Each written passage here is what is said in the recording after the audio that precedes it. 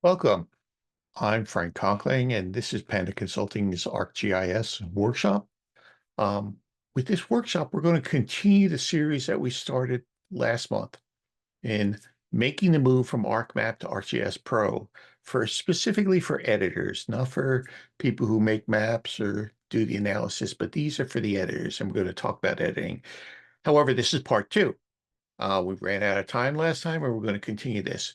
In feedback I'm getting, I think we may continue this series beyond just part two. It may go to part three and four and whatever. But these tools, the editing tools, are applicable not just for editors moving from ArcMap, but we're going to try and give you some hints and tips and tricks for those of people that are using the parcel fabric also. Anyway, to start, let's start with this. You'll see a QR code in the lower right corner. That QR code will bring you to Panda Consulting's website.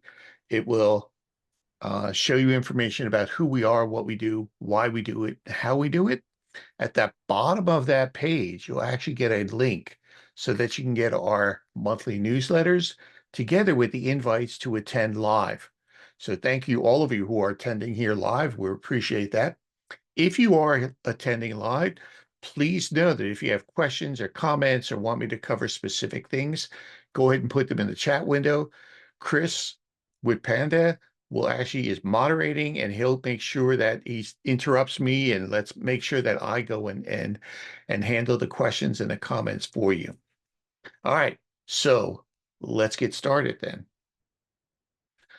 So last time we went through a series of um, topics and started looking at them. And when we started looking at them, we went through the data structuring compatibilities between ArcMap and ArcGIS Pro, things such as you have to change the structure of annotation. It now changes in Pro. The attributes for Kogo online feature classes are now changed. You'll actually see that they went from text fields into numeric fields. Also, I think I just briefly mentioned that ArcGIS Pro no longer supports personal geodatabases. That was the Microsoft Access database you could use. So now it's either shapefiles, file geodatabases, SQL Server enterprise databases, or portal and web services. You can access those.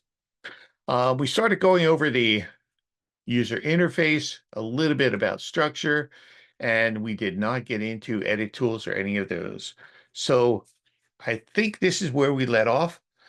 This was talking about snapping and the fact that with snapping, you actually have two different places. If I go in and start editing here, at the very bottom, we actually have our snapping, and we can set our tolerance interactively, but by just drawing a circle, or, and that's a, or we can go and set that interactively by going and setting our snapping settings. This is more of a traditional one. By the way, I tend to make it about 25 pixels. And here, a new thing, and this, I'm running ArcGIS Pro 3.3. One of the things you'll find is that with 3.3, they went and implemented this new thing called a snap chip. So that if you are close and it's within your pixels and there's multiple things that you could possibly snap to, it will give you a snap chip, and you can actually select which of the endpoints you can go and snap to. All the same snap constraints that you have. We have everything from, nearest point, or this is endpoint, this is the vertex, this is the nearest edge, this is the intersection, this is the midpoint of a line, and this is tangent to a curve on here. And you can turn your snapping on and off by either clicking on this button here, and you'll see what it does is you'll either enable it or disable it with the visual, and that also does appear on your editing toolbar, turning it off and on, turns off, turns on now. So snapping is pretty much the same. They just have enhanced the way it works.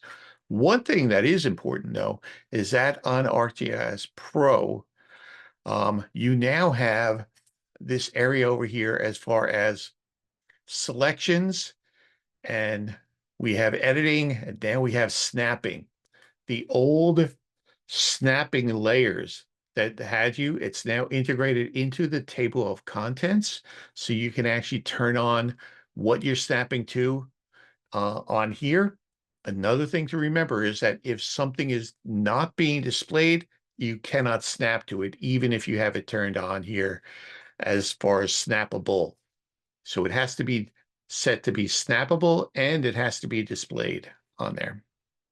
Couple of things. Again, snapping, there isn't big changes, but uh, as we're finding with most of the things that Esri's doing is it continue enhancing it, getting feedback from us.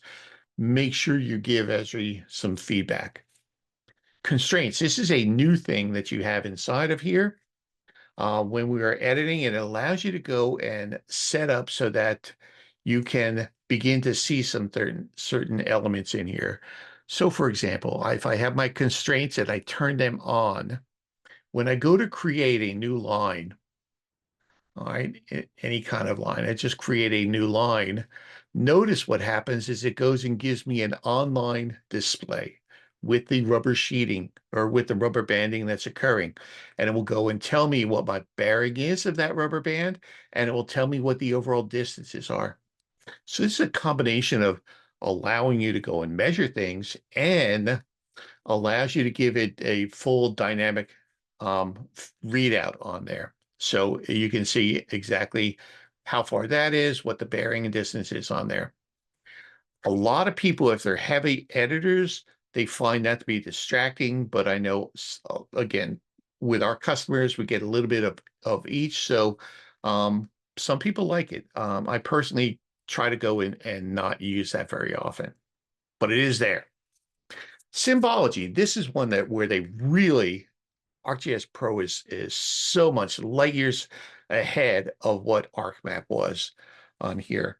And you've got the standards, single symbology, you've got unique values in here, graduated colors and symbols and classed colors and proportional symbols and dot density. You've got all of those in here, but you've got some other things. Now, for an editor, one of these is really, really important, and that is something I'm going to go and demonstrate to you.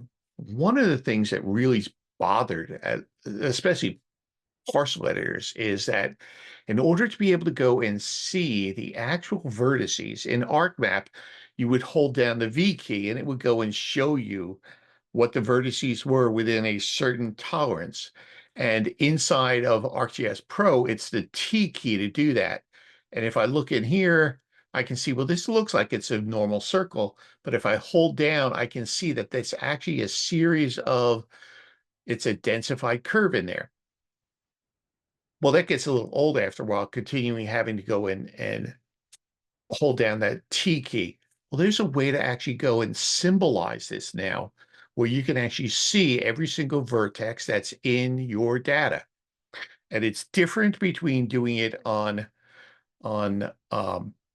your polygon and doing it on your lines. So the first thing I'm going to do is I'm going to show you how to do this on a polygon. You right click on the layer and you go to symbology and it brings up over here. And while I'm in the symbology, I'm going to go and click on it and go to the properties tab.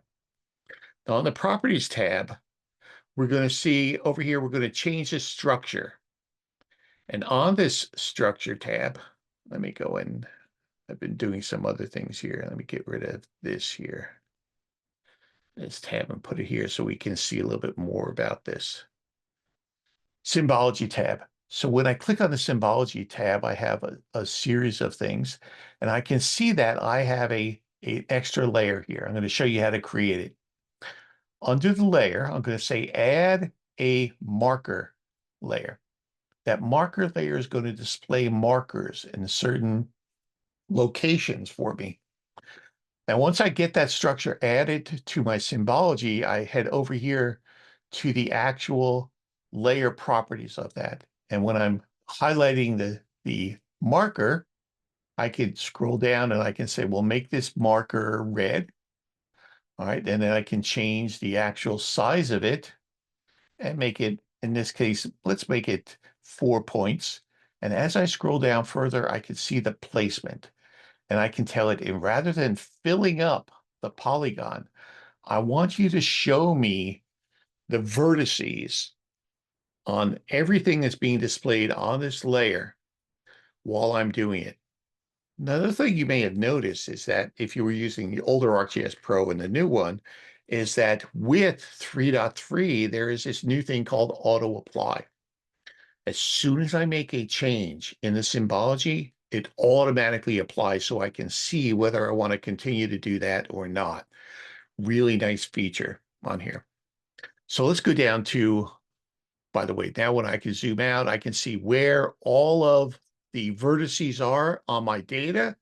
And I can see here that I have densified curves, but more importantly, I have endpoints for lines and I have vertices in here that I want to recognize. If I'm snapping, I want to make sure it's snapping to the right thing. So if I go to lines here now, and this is ArcGIS Pro lines, I'm going to click on symbology here.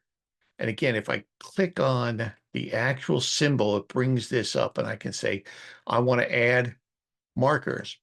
Now, in this case, I want to add 2 sets of markers. I want to go and add 2 of them. And I'll explain as we get into this. So now let's go back to the layers and look at the first one. And again, I'm going to change the color on it. And this time I'm going to change it to a green and I'm going to make it smaller. All right, let's make it 4 point. And on my positioning, I'm going to tell it that I want to put it on the vertices of my lines. Let's go and turn this off so we can see. So on the vertices of my line, so I have a series of vertices there. But I'm going to go back because right now you're seeing all these dark ones here. I'm going to make these. Let's make them purple. Why not? Let's make it 5 points. And when I do that, instead of on the vertices, I want to say on the extremes. Now, what that's going to do is it's going to go and show me my line is red.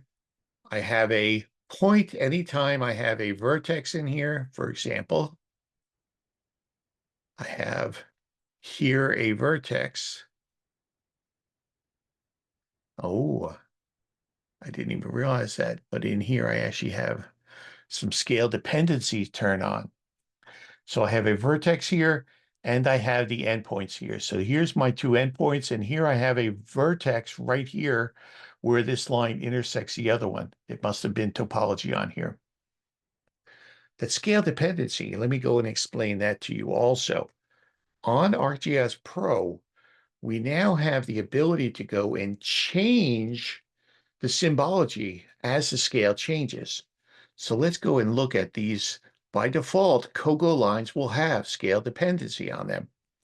So when I click on scale dependency and click, it says that at these scales, this is what the symbology is going to look like.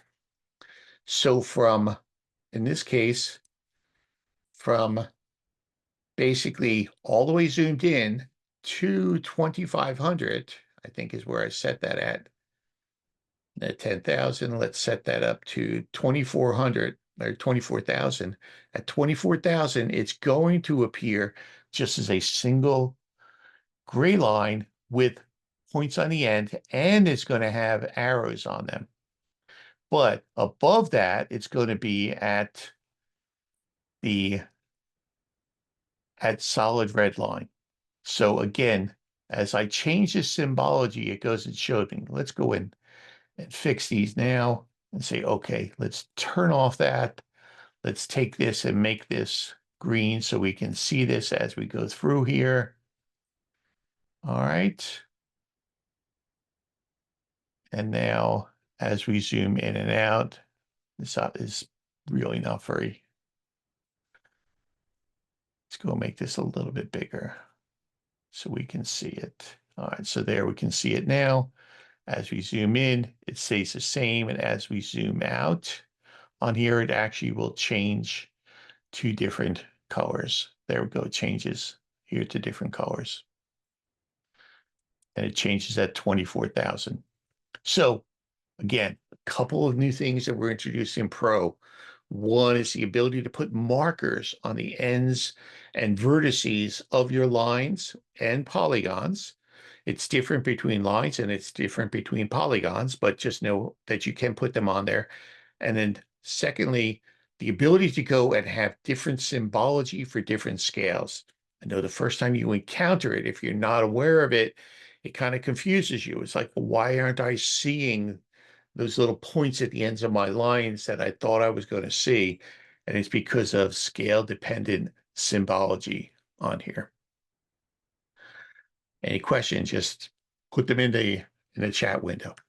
All right, let's go over the interface a little bit more and just sort of look at where things are located. Again, the ribbon interface is really great when you're first learning the tools and learning the interface.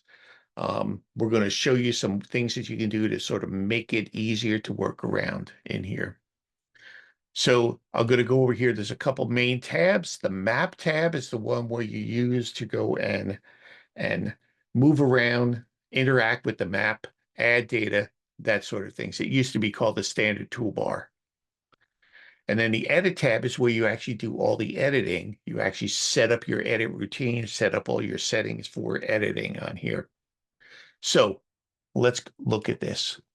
On the map tab, again, on the map tab, this is where you'll actually go and set, for example, here's your clipboard. Once I have something selected, I'm going to go to select, and I'm going to select something here. Let's go turn my parcels back on. I select something, suddenly I have cut and copy. Interestingly, the one thing you want to be aware of is that with Pro, when I go to paste something, if I have something in my clipboard and I paste it, it automatically pastes it into the same layer. So if I wish to paste it into another layer, that's called paste special. All right. And I then can tell it what layer I want to go and paste it into and how I want to go and do it. You can take lines and paste them into a line layer. You can take polygons. You can take a polygon and paste it into a line layer, which converts it into lines, or you can paste it into a polygon layer. And right now we don't have any other polygons available to us, but if you paste it into another polygon layer, it will go and display it that way and copy it over. There is a nuance in here that you want to be aware of, and I'm going to go and show you under the edit function in here. If I go to my edit options, if I go to my, and by the way, I clicked on the edit ribbon, and then over here, I went here. This is a sort of an extra edits, and this is where the editor settings are. I also have this here. I can click on that here and pull up this. So in here, if I'm copying a polygon into another layer, I can tell it whether I want to go and take my attributes and move them into corresponding attribute fields on my sort of my target or my receiving layer. And I can tell it by setting up my field mapping. And you set that up for your mapping as you're going. So I can say, well, take them and put them into these, and it will give me here, it tells me whether or not these are compatible. And it will say, go from this layer to here, here to here, and go down here. It's very important if you're thinking, oh, it automatically will move the attributes over. You want to make sure that you have it set up so that it does move the attributes over correctly as you go forward. So that's very important, something you will learn. So again, let's go back to the map. A couple things. Here's your clipboard area. Here's your navigation area. This used to be the standard toolbar. This is zooming, full extent, zoom in, zoom out, previous, next, bookmarks. By the way, the bookmarks are so much better.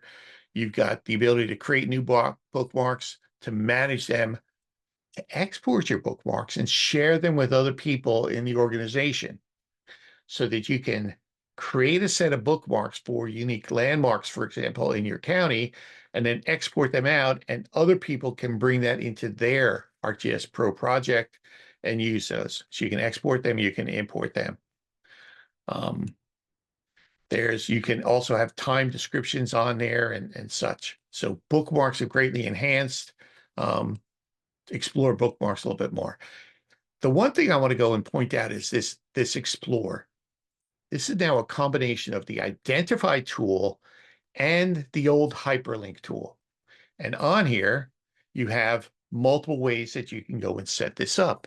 You can tell it to just do the topmost layer, in which case it would only get the top layer that's being turned on, or all visible layers, or all layers that are selectable, or the one that's selected in my table of contents, or no pop-ups.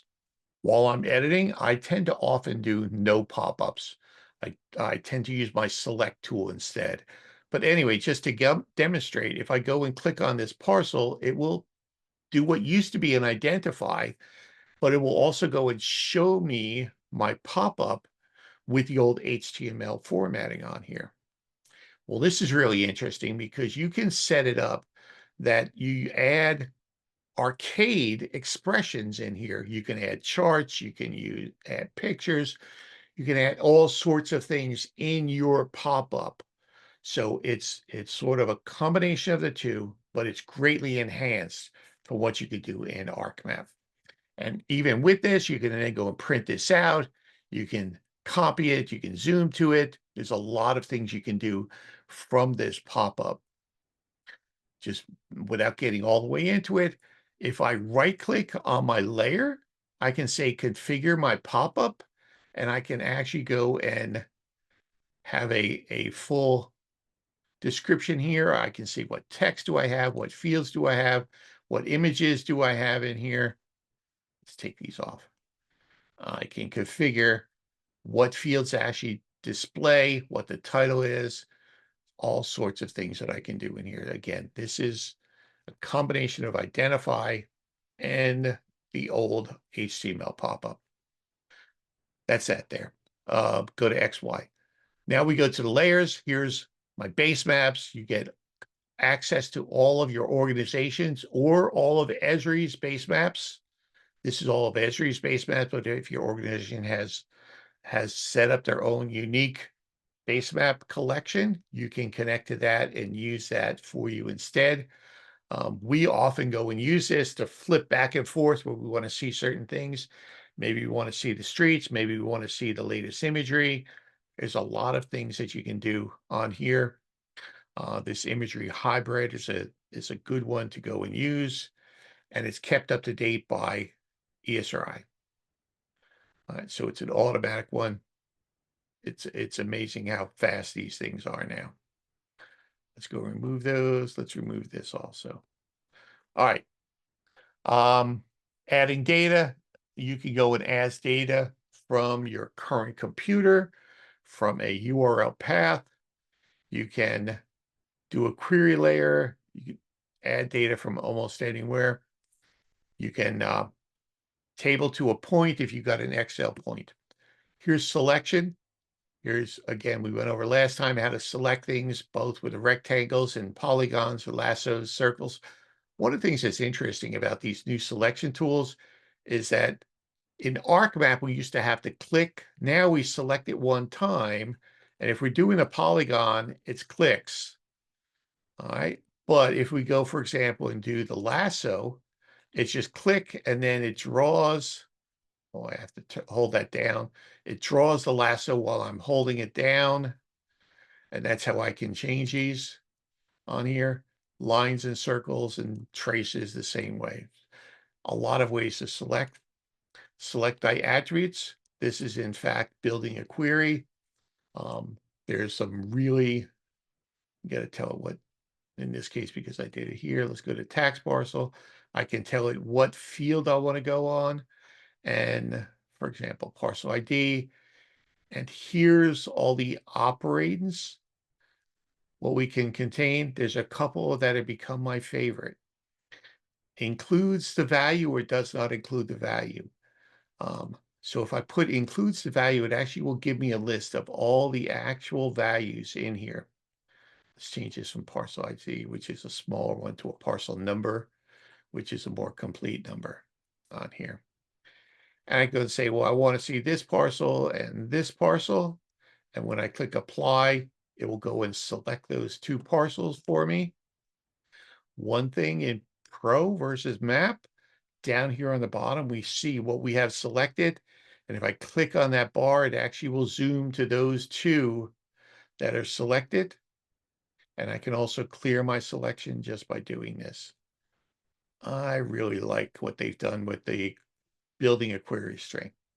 Select by location, again, allows you to go and select things that intersect other things. Really nice, and it's worth exploring. Attributes brings up the individual attribute pane. So if I click on a parcel, I can see my attribute pane. One of the things, and we've got a whole video on this, on configuring your data. You can actually tell it to highlight certain things. You can change it so that, for example, this is the shape length field. I've told it to rename the shape length field, call it the perimeter, and put it 2 decimal places, and put the foot marker at the end of it. I've configured it that way. Same with the acres. I told it to go and calculate the square footage in the shape area by 43,560, which is number of square feet in an acre. Put it at 2 decimal places and put AC after it. You can completely configure what this reports back to you in the attribute pane, including, I don't pay attention to this as much, so I can not highlight them. There's a whole video on that out on our YouTube channel. All right, measure. Again, you can measure distances, areas, you can measure features. This is some of the interesting things here. I can measure offsets. So I can tell it, for example, let's zoom in a little bit more. I can tell it how far is it from here to here, all right? And it will tell me what the offset is on there completely. I can also go back here and I can go and measure things such as an angle. I can measure direction, distance from here to here, and it'll give me my bearing and distance between that, and it will pop up. Again, Esri's listening to us here, and it really is, it shows little secrets, little things that are built in that you don't necessarily see right away, but as you get to using them more and more, you find out these conveniences are really worthwhile. Locate. This is the find tool. All right. You have 2 options here with find. You can actually do a locate and configure it by adding one of your layers. For example, I wish to go and maybe make a new layer here. So I can look in my map and say, I have a tax parcel here. I want to add the tax parcel and have it say it contains this value. All right. I can then tell it to move that up to the top. That's the first one I wanted to look at. If I'm not interested in XY providers or geocoding, I can turn them off and then go back here. There's one more setting. Okay.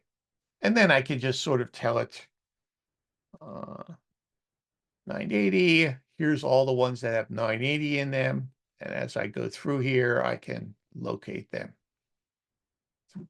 Very nice.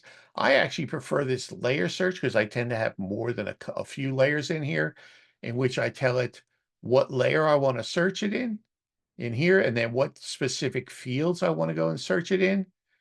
And then I've got one more thing, whether it's match any part on here, and I can tell it all features or just the current extent or just what's visible. Allows us to go and refine this a whole lot more, and also stop it on the first one. So here we go. Oh, I want to go make it any part. Okay. All right. Those are searches. The rest of this, you'll find you won't use quite as much, but this is just a sort of standard navigation. This is making that change from ArcMap and the way ArcMap widgets worked as far as how you go and interact with your standard toolbar. How do you find things? How do you zoom to them? That sort of thing. Remember, here's your selected elements here. When you want to go and zoom to it, you just click on that bar. It will show you those selected elements. All right, edit tools. Let's go and follow that real quickly. This is your edit toolbar. Again, Clipboard, once you have something selected, it works exactly the same. Start and stop editing. I think I showed you how to enact this and enable it on it. And it's just like ArcMap if you want to go and do that. By default, ArcGIS Pro is always editing unless you implement this or unless you tell it here on the Edit tab, I don't want to edit these other layers. It will not, it will only edit those layers that you have available to you. Topology, here's your topology. You have setting for no topology, or you have the setting for map topology. If you have any other topology set, you can say specifically, these are the rule-based or geodatabase topologies. You can tell it you can have multiple topologies in your table of contents. All right, if you want topology inspector, here it is here. It will bring it up. We're not going to go into that. This is an introductory course. Again, here's your settings for snapping, whether it's snapping on or not. This is your create. This will bring up your create features. Everything inside of ArcGIS Pro, as far as editing, displaying, is controlled by feature templates. And on here, for example, I can see that I have my tools for creating different types of lines or using different tools. In ArcMap 9, we used to have, well, you'd use this tool against this layer, and you want to do this thing against this layer with this tool. Inside of these feature templates, you actually can tell it, I want to create just a normal line, right angle line, intersection, radial line, 2-point line, freehand, or trace. And then once you do that, you then get your mini construction, and it tells you, okay, this is how you go and do it. You can go here and just create these as you go. All right, and when you want to create something different, you can go and say, okay, I want to create it here. There it is there. All right. Just to give you a hint, there's also other controls on here, especially when you're doing lines. Lots of different things that you can do on here. Just, again, looking at the options in here and what's available to you. Feature templates. There's a whole nother hour that we spend on feature templates over on our YouTube channel. Okay, so that's here. Modify, this is actually the modify pane on the edit toolbar, the edit ribbon. This modify brings up the list of every single tool that you have available inside of ArcGIS Pro. And they're organized into groupings, the tools that you have to change the alignments, move, rotate, scale, annotation, transform, alignment, edge, move to, reshaping geometries. They're all in a reshape group. Divide, all in a divide area. You can split things, divide them. You can clip them, explode them, replace or planarize them. Construct, if you want to go and merge things together and construct something new from it, or you want to create a buffer or copy things parallel, or construct polygons or offsets or duplicate them, that's all inside the construct. One of the biggest change when you're moving from ArcMap into Pro is a redefinition of the way you talk and think about the tools. Now you want to think about what is the verb that you're trying to do once you have something selected. When I have something selected, maybe I want to rotate it. Okay, well, there's a tool for rotating. There's a tool for dividing. And you don't have to know which of the tools because there's only one tool. That tool, however, reacts to what you have selected. So in this case, I'm going to select a line, select it by using my selector, and then I unselect it. I drew a box and I unselected the polygon by holding down my control key and doing this unselect. So I have a line. When I click on divide, for example, it gives me, here's the ways in which you divide a line. When I change that to polygon, the tools are intuitive and they understand, here's how you divide a polygon. So one of the really nice things is the way that they've set up these tools so that they react to what you're doing. You don't have to know exactly where everything is.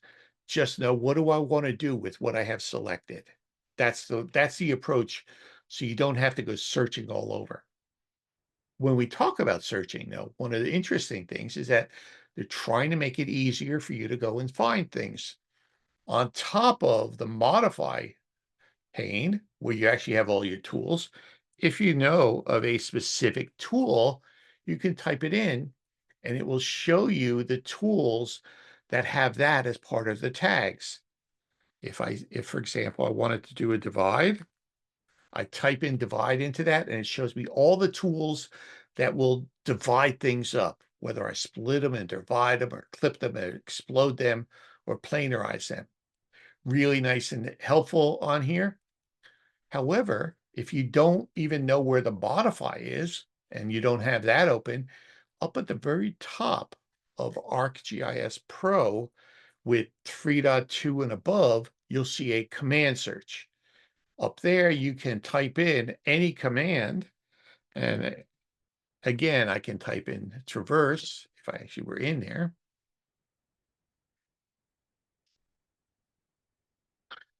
And it'll go and show me, here's my traverse tool. And oh, I can export traverse files and import them. I can copy source data. So everything that's associated with that tool has got tags in it, and you can find it, including geoprocessing tools. So for example, I want delete features, I can find out that there's a delete features geoprocessing tool. There's deleting features editing tool. There's a whole bunch of different types of tools that will delete features on here. Just examples, but finding things in Pro, it's daunting when you first start, but it's easier to find things. They've tried to make it as easy as possible. So again, all your tools, construction tools, attribution tools, Kogo tools, routes, validation of topologies and topographic tools are all here. But another thing that you have is you have what's called a My Tools. You have your favorites. So if there's any specific tools that I always use all the time, and you'll see it here in this gallery, I see my move tool is one of the most important tools I have. Well, my tool is actually a traverse tool. I can go in and go back to that traverse tool and right click and say, add that to my favorites. Now, if I go back up here to my favorites, I find my traverse tool is there. And let's go back here. I can actually move it so that, how do I do that? There's actually a way that I can move that tool around if I get into here and move it around. Note up here that also goes and puts it in here. Let's go in and remove this just so we can see it. As I make this change, it goes and makes a change in my gallery. This is a live view. If I don't have my pane up, where I can always go and put these up, this live view, I can change the gallery size and make it large icons. Starts with my favorites and goes down through there. If I look at all tools is my modified features pane. So that's where all your edit tools are. This is how you go and do things. And as you're working in here, these are the types of things you're going to want to have on here. Select attributes.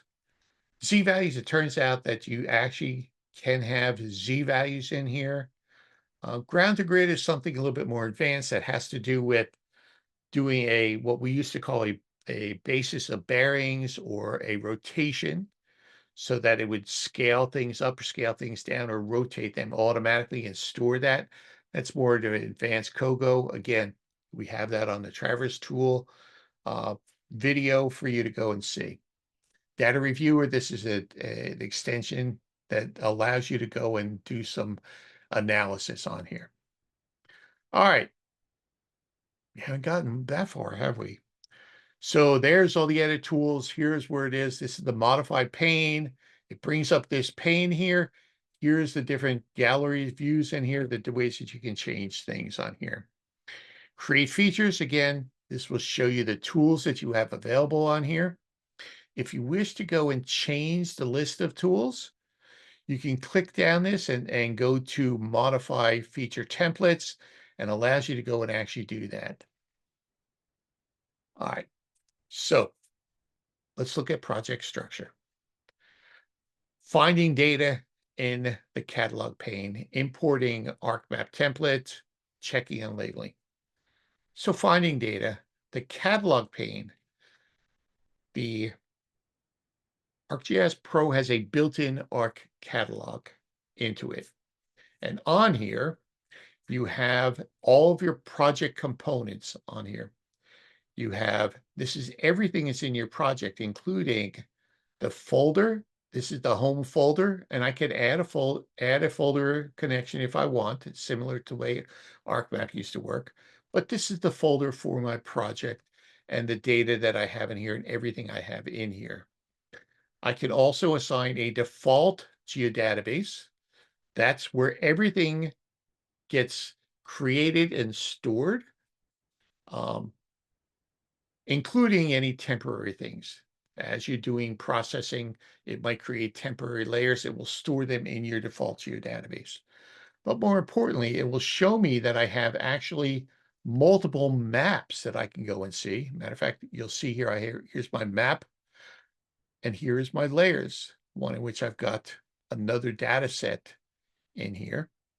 So I'm looking at a different map. Turns out I've actually got two different sets of data that I'm working against. This is one way. This is the remonumentation maintenance on here.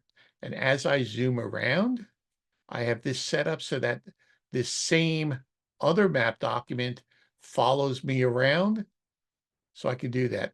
If I want to get fancy and I actually have the screen real estate, I can actually set that up so that I can view them all at the same time, including the ability to go and have 2D and 3D on the same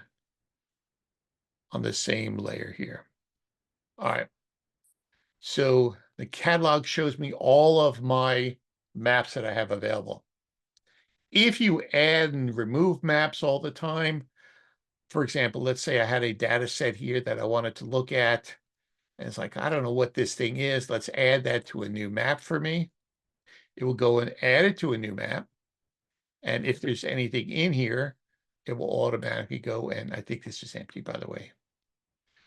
This is empty, but it would automatically go and put it on here. Well, now I can see I have another map layer in here, and I can tell it that temporary map. I can right click and I can say, just delete this temporary map. I don't want that in my project. That was just temporary, a chance for me to go and look at it.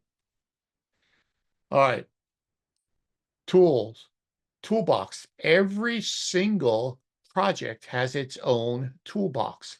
And on here, you can have actual tools. You can have your models. You can have Python scripts in here, but they have their own projects. If I have a map layout, as I have here, these are all map layouts that I can go and bring up and open.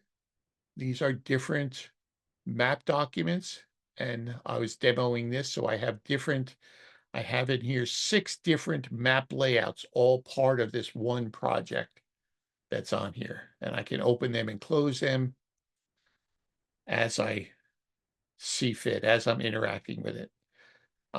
Style sheets, locators. These are geoprocessing locator or geolocating and style sheets that I want. That's all in your project file in your standard Arc Catalog pane.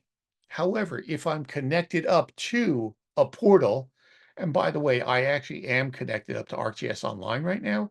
If I click on Portal, it also lets me see things out on ArcGIS Online. So I can go and see this is my actual portal with some components in here. I actually can look at here. Here's other elements in here. Here is ArcGIS Online, and I can actually go and do searches on ArcGIS Online. Let's say I'm looking for soils.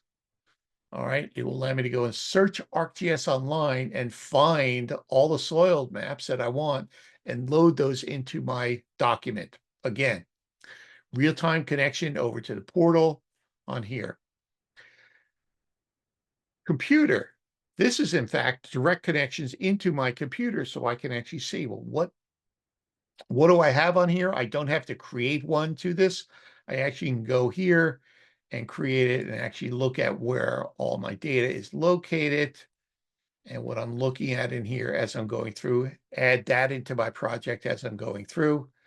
And finally, we have favorites. I can add a favorite location here, a favorite project in here. But I can go in and right click them in the project and that becomes part of my ArcGIS favorites for here. All right, that's creating things and adding things and finding things inside my data pane. So I'm going to go and inside of this folder, I actually have here a demo map document. This is an ArcMap map document of some data. And this is just for those people who are making this transition from ArcMap into Pro. I'll show you how easy it is. I'm going to go and right click on that and say import and open up my ArcMap map document inside of Pro.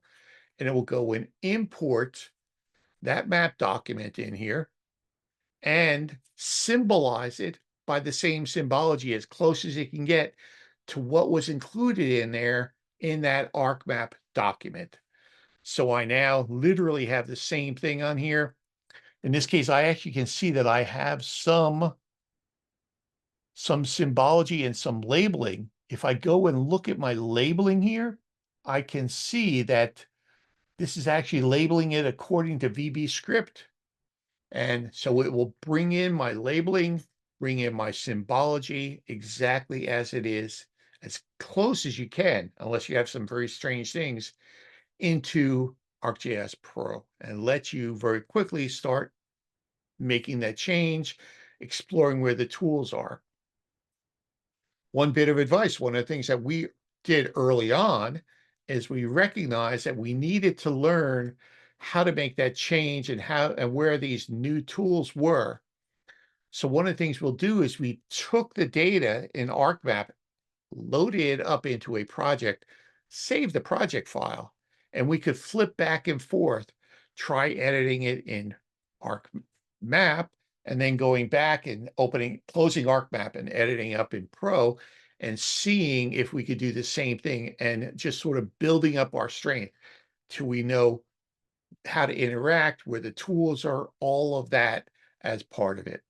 Again, I'm going to go back here, going to go back to my my catalog, and I'm going to remove that one. That was that one I just created. So try to keep it as clean as possible. All right, that's here. Check me on the labeling and symbology. Again, when you open up your ArcMap project inside ArcMap map document inside of ArcGIS Pro, it will attempt as much as possible to go and use the same symbology, the same labeling.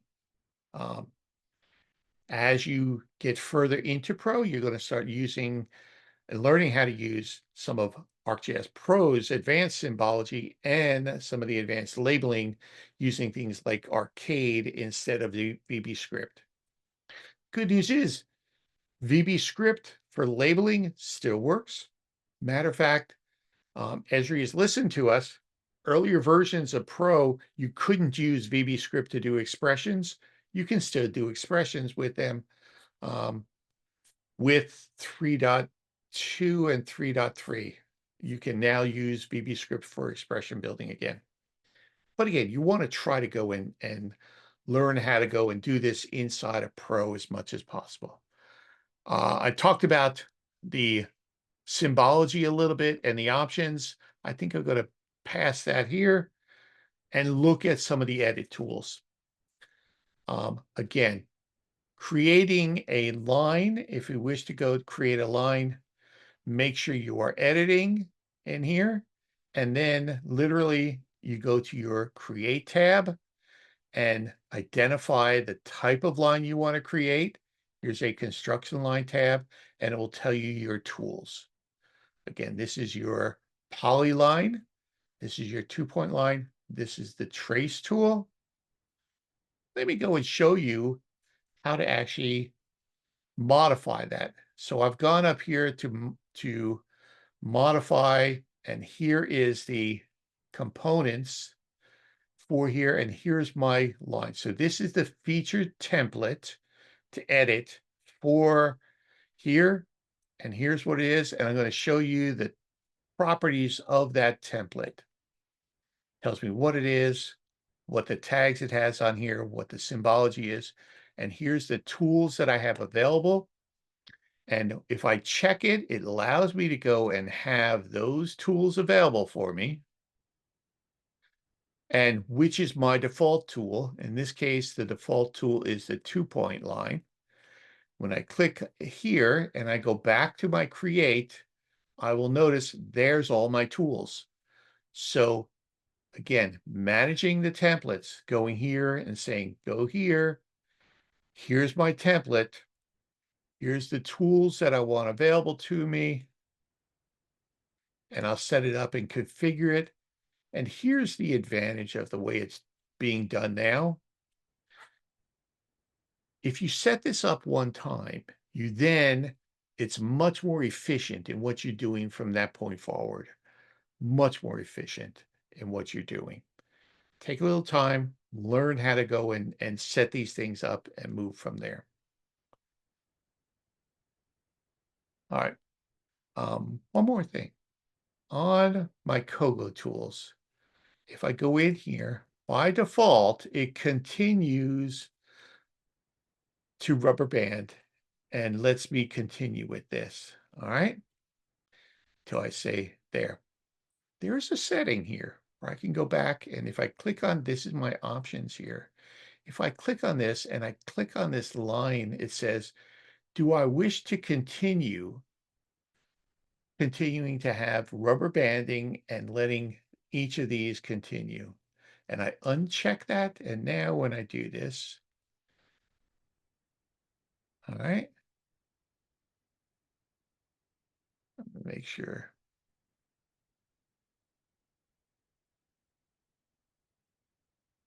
You need 2-point line.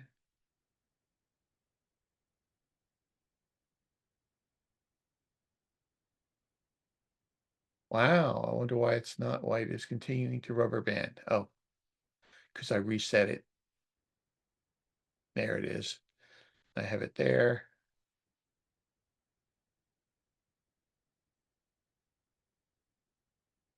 All right, so on here, while you've got it available, by default, it's set to reset. I can actually change that by going here to my properties and under tools, whether I want it to be default to continue or not. All right, let's go ahead and discard all my changes in here. Creating a polygon, again, the feature template is the real secret here. Set up that feature template to use the tools that you want. This is create and digitize a, let's go and do this. Let's go in here. One more thing. With these create features, you have the ability to go and tell it to only filter, for example, my polygon tools, or to go and group them by geometry type. And let's take that filter off. No filtering in here. So it will show me all my lines and all my polygons in here. So I can filter and group these tools together as I'm going. So my tools, this is my digitize or create a polygon. by snapping, and I double click. This is also autocomplete, so I can tell it to go and let's see if I can do this here on top of another one. Nope, on top of we've got to find an open space where there is none. There we go. So now I can tell it to go and autocomplete, and it will go in and autocomplete for me. And autocomplete for me.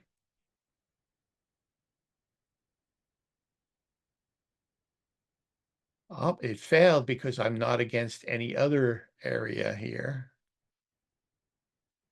And autocomplete's a really nice tool because, for example, if I have road right-of-ways that I want to go and finish, I can just tell it to go and finish those road right-of-ways and fill in between existing features.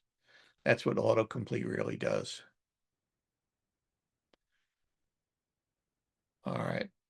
That's autocomplete. And then there's right angles. If I wanted to go and do, for example, right angles here, it will do right angles at every turn, circles, squares, ellipses, freehand. This is autocomplete of freehand. And this is trace tools. So again, these are all your standard ArcGIS construction tools in here. I think we're coming up on the top of the hour. We've got a couple more slides through. We talked about displaying vertices in here. This is a really nice way to go and do things. Again, one of the most advanced things on here. I'm going to go and leave it here and go all the way down. Let me see here. Are there any questions or any comments here before we stop? There aren't any in the chat. All right. So then let's go ahead and just stop